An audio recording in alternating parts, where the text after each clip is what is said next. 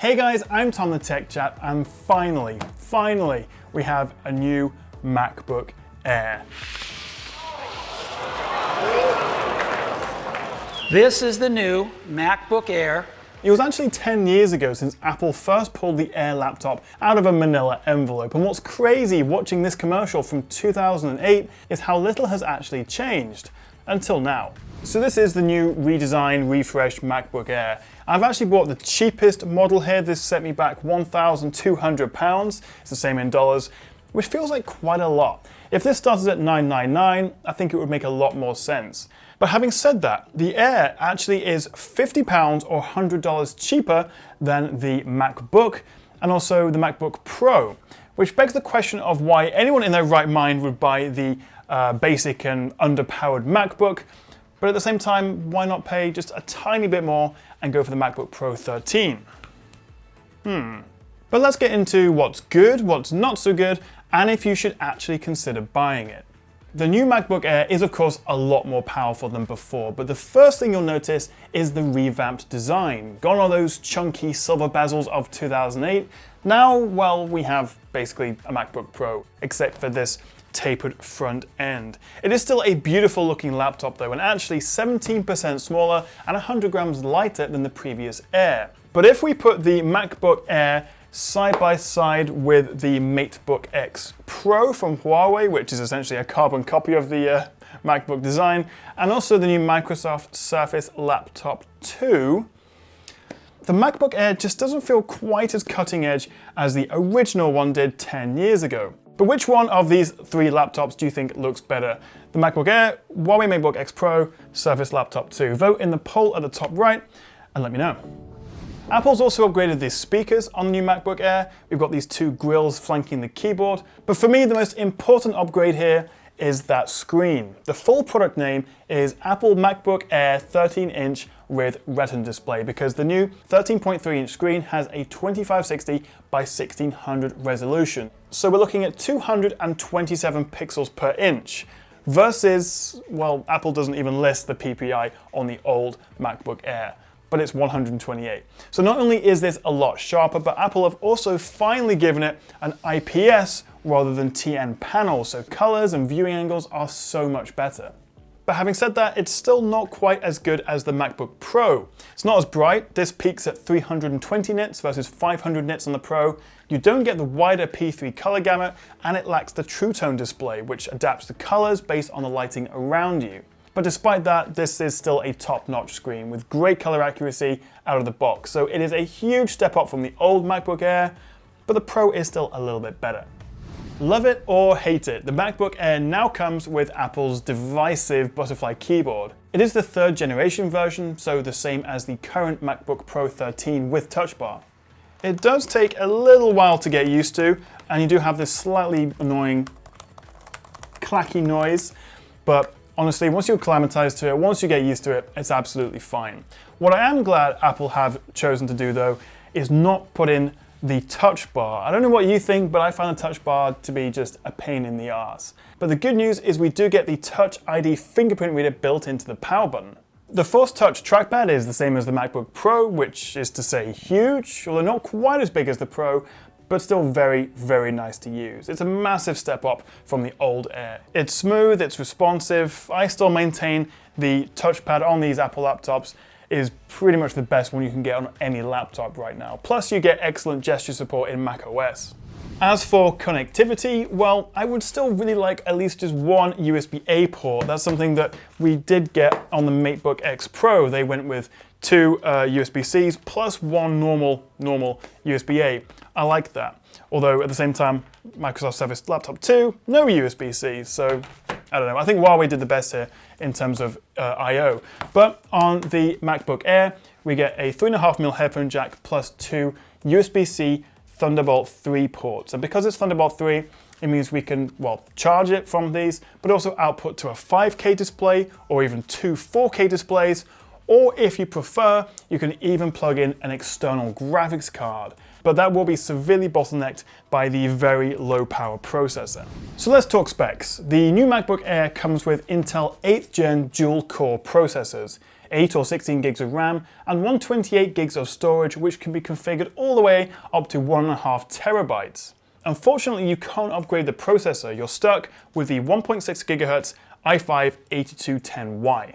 Now, Apple is of course quick to say how much faster this is compared to the old MacBook Air. Of course it is. But the performance is really the area where this falls behind the Pro. It uses a custom 7-watt dual-core processor, which is basically Intel's lowest power chip and just a beefed up version of the one you get in the basic MacBook.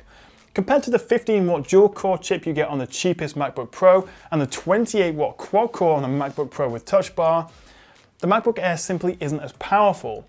Plus, it relies on the processor's integrated graphics chip. There's no dedicated graphics card here, like the much faster NVIDIA MX150 that you get with the Asus Swift 3, the Asus ZenBook 3, or indeed the MateBook X Pro, which makes a huge difference if you want to do just some light gaming or graphic-intensive creator app things. 3D design, whatever you want to do with a graphics card. But what does that all mean? Well, I tested it against the Surface laptop from Microsoft because, well, that's basically Microsoft's version of the MacBook Air and also comes with an i5 and 8 gigs of RAM, so it's similarly spec'd. And these are the results from Geekbench 4. And while the MacBook Air seems to be around 10% faster in single core, the Surface Laptop 2 is nearly 50% faster in multi-core. But of course that's just one benchmark, and I wanted to see how this performed in the real world. So first up, we've got Adobe Premiere Pro. And before you say it, yes, I know, you're right, Final Cut is much better optimized on the Mac, so I should test it on that. But Premiere Pro is the industry standard editor for lots of people, and I can also test it on a Windows laptop, so we can see how the MacBook Air compares. So a 5-minute 1080p H.264 video took 20 minutes and 25 seconds to export on the Surface Laptop 2 versus a whopping 32 minutes and 15 seconds on the MacBook Air. So I wouldn't buy the Air if you want to do any serious video editing, but you can get away with some light 1080p editing, and I could comfortably color correct photos in Lightroom. But again, if you are using these sort of apps, definitely upgrade to 16 gigs of RAM on the Air, which costs about an extra £180. Quite a lot, actually. Even Rocket League on low settings at 1440 by 900 is barely playable, with a jumpy average frame rate of 22 FPS. The good news is Grim Fandango Remastered, which is arguably the best game of all time, runs a treat on the MacBook Air. So it's not all bad. Mind if I use your hole punch? Knock yourself out. Thanks. Gets the aggressions out, doesn't it?